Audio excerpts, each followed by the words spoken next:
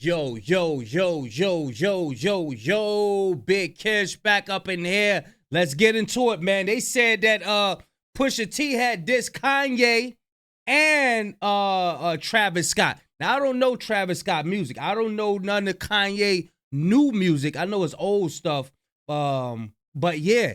So we got fantastic hip hop breaking it down, you know what I'm saying? Until we get some other people breaking it down, and we're gonna rock with this right quick. We about to react to it. Before we get into that, y'all make sure y'all please go pick up a copy of Street Dad, Geek Dad, Avoiding the Manufactured Mindset, written by me, Big Kish. The link will be in the description. I appreciate y'all a whole lot. Also, we got merch in the description as well. The Discord in the description as well. You know what I'm saying?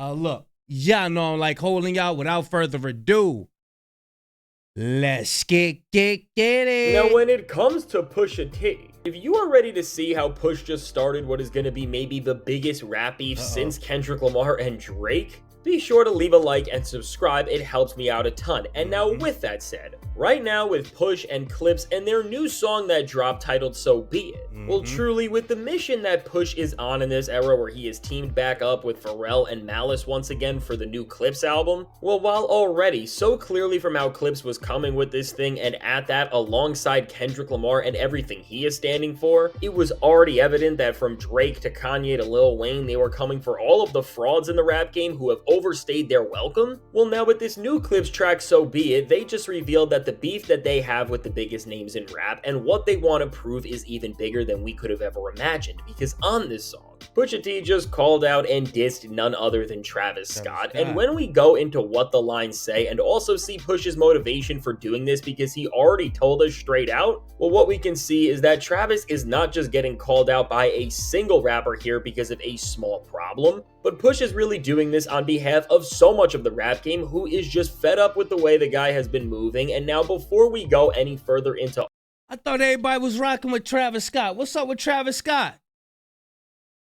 I thought people was rocking with him. Is it because he working with Kanye or something like that? Or is he moving funny in a rap game? Is he moving funny? Y'all let me know. I don't know him like that. All of this and how bad this is really going to end up being for Travis. If you have not already, be sure to leave a like and subscribe. It helps me out a ton. There's one joint I like by Travis Scott. It'd be like 5 more, 5 in a row. Them and the dinner, they at your door. That's my joint. It can't get out of my head. If it digging this bed, that's my joint right there. But as far as like his body of working, I don't be listening to that bud. And now, with that said, when it comes to this new Clipse track So Be It and this Pusha T and Travis Scott beef that is on the horizon is starting. Well, within this new Clipse track, which features top-tier rapping from Push and Malice with a beat that is honestly more catchy than what Pharrell did on the first track they released, Ace Trumpets, Clipse is truly in classic form here, and for Push himself, he is once again showing how he is right behind Kendrick Lamar in everything that he is doing, and truly in an era in rap where so many MCs, new and old, have not figured out how to move and evolve. Push is just understanding how to become the best MC he can possibly be right now, and how after having to hold back his words for so long like the rest of the rap game in the Drake era, well, now Push can finally call out who he wants and just settle things to make sure rap never falls back into the trash state that a lot of people felt that it was in during Drake's run, and now seemingly with this. Well, aside from Drake during the worst era in hip-hop, it seems like Push has found the next guy who he thinks was the worst contributor and person to this awful time aside from the OVO loser, and of course that happens to be none other than Travis Scott. And now specifically, what Push said to start this entire beef off are the lines, "You cried in front of me, you in front of me, Calabasas took your pride in front of me." Oh, I thought that was towards somebody else. When somebody say Calabasas, I think Jaguar Wright and I think Drake. Utopia had moved right up the street and her lip gloss was popping. She ain't need you to eat. And now with these disses, man, they are cold, and Travis has never been faced with something like this in his entire career. Because here, Push is really trying to break down Travis as a man in every way he possibly can by saying that he has no morals or loyalty or anything respectable like that. And then he even throws in some digs which are clearly referencing how he fumbled Kylie Jenner, which makes all of this even worse. And I am sure Push knew exactly what he was trying to do here and how he was trying to get under his skin and aggravate him. And now, while in most times in this era, an MC will just say something like this and make us figure out the rest of why this is really all going down, for Push, he already had a GQ interview ready to release with this song where he made sure to let everyone know why he was dissing Travis Scott in the first place. And within this, what Pusha T says is that Travis Scott is not a respectable person, and he uses a word that's a lot less flattering than what I am saying here. And now the reason why this is and what this is all centering around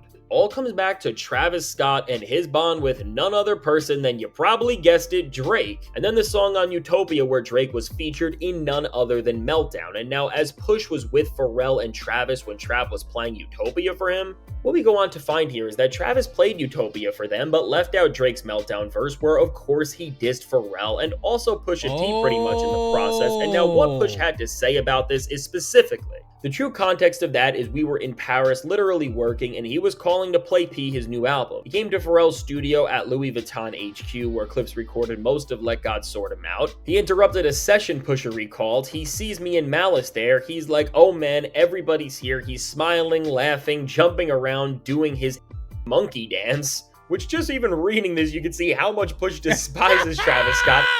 Hey, Push was probably sitting back like, yo, look at this nigga, man. Look at this ninja, man. He pulled that same thing. Remember when Diddy had his arm around his neck? He ran off like, He probably was doing that in the studio. Push probably was looking at him like, yo, this clown, man. He was a clown, bro. And just has no respect for him, period. And then he goes on to say we weren't into the music, but he wanted to play it, wanted to film us and Pharrell listening to it. And then a week later, you hear Meltdown, which he didn't play, and he played the song, but not Drake's verse. And now following this up, Push goes on to say that he sees Travis as someone who aligns with whoever's hot, regardless of past affiliations or loyalty. And he went further into this and why he just despises the guy, saying that he doesn't hold Travis to any standard because as he sees it, Travis has a pattern of remaining conveniently neutral when it suits him. He's done this a lot. He has no picks. He'll do this with anybody. He did it with Sicko Mode, on which Drake seems to diss Kanye despite Travis's close ties to him. And then it says that Push then referenced last spring when Travis joined Future and Metro on stage and excitedly asked them to tease like that the song whose incendiary Kendrick Lamar verse ignited Kendrick's beef with Drake. He was on the Rolling Loud stage. Oh, so Travis be hopping on songs where people be dissing other people. So when he came in the studio with Pusha T and Pharrell, he didn't play the part where Drake was on it dissing them. But I did see like a little, was it a documentary or something on YouTube where they show how Travis Scott, like when he first started getting on, like they say he was real desperate. Like he was real, he would do anything to be a rapper. Like he would do anything to get on. Yeah, that is what I know about him. You know what I'm saying? Like, play that.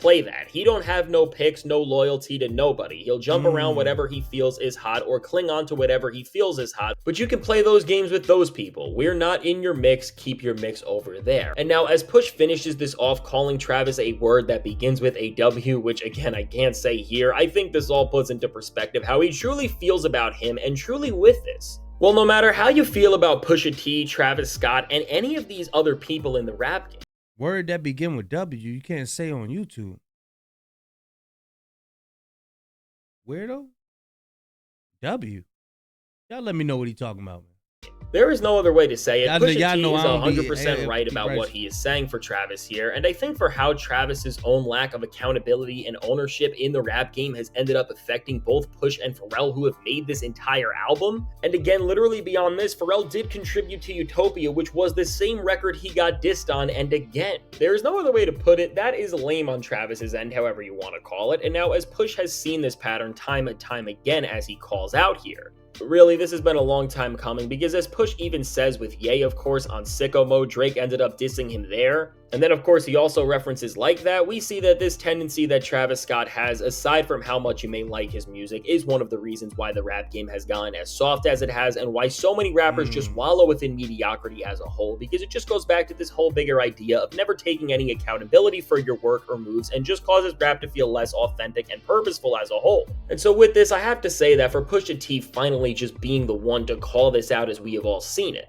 well, I think being as though that Pusha T is not on Def Jam no more, he don't have that office that they said that be blocking people from saying certain lyrics and all of that. I think he got a lot of freedom of speech now. And this is what hip hop is about.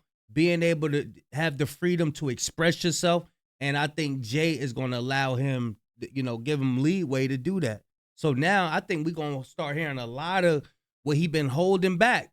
You know what I'm saying? Like he ain't been able to say this over here, but now he over here, he got freedom of speech. He get to talk that ish. You know what I'm saying? We're going to be getting a lot more disses, bro. And I think now, being as though that they know they try to stop Clipse and them, they try to stop Kendrick Lamar on the song that they had or whatever. I think they probably went back in the studio and did make more disses and more disses. Oh, so okay, y'all wanna hold stuff back? Now I'm over here and I wasn't dissing y'all at first, but now I got time, cuz. Truly revealing a lot and showing how Travis Scott is not as liked as he wanted everybody to believe by his peers, and at that, especially the ones who are all just about having words and standing on them, because I guess in that way, when you really break down how little Travis stands for, he must almost respect Drake a little more, as wild as that sounds, just in the sense of where Drake actually stands on some level, I guess. And really, to be honest, what I think is going to be most interesting and telling about all going down in this pivotal moment with Travis Scott and Pusha T is that now as Travis Travis Scott might be the type of person that's consumed in the rapper, and you don't know, like he's never himself. He's just always the rapper, him. You know what I'm saying? He probably the type that, I'm saying he might be. I don't know. He might be the type that can't sit down and have a real conversation with.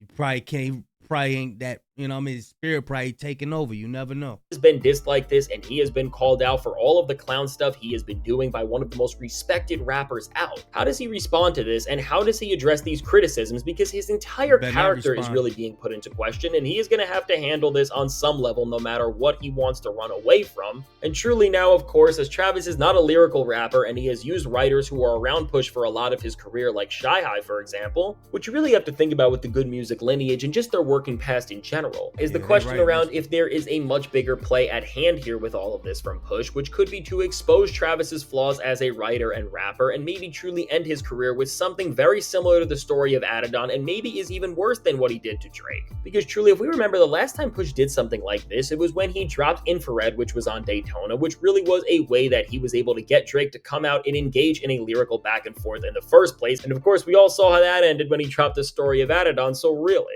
I have to give Push a lot of credit for standing on his words and choices in this era in rap, where everybody has tried to take that away, and a lot of people have just tried to avoid any sort of responsibility like we have seen with Travis Scott. And now as we wait and go forward to see what all of this truly becomes for Pusha T and Travis Scott in this beef, really all we can do is just wait and see how Travis handles this, and maybe even if Push has a greater plan as a whole. Man, Travis Scott bet not respond. I never heard him get into no battles or nothing like when they look, man, Clipse and they from that, bro. They ain't none of these new coming artists or nothing like that.